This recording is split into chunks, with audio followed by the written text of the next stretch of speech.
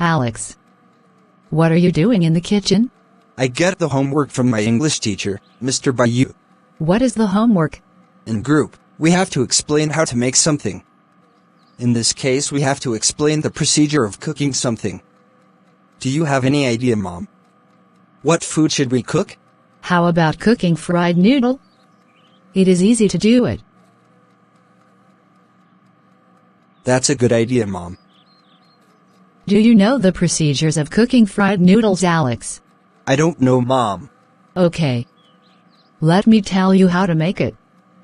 The materials are 1 pack of instant noodle and water.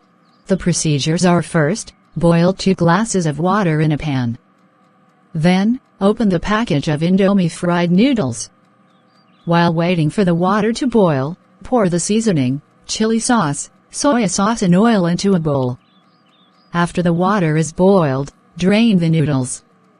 Next, throw away the water. Then, pour the noodles into the bowl. After that, mix the noodles with the seasoning, sauce, and the other ingredients. Now, your noodles are ready. Wow. It's very simple, Mom. I like it. Thank you so much for explanation.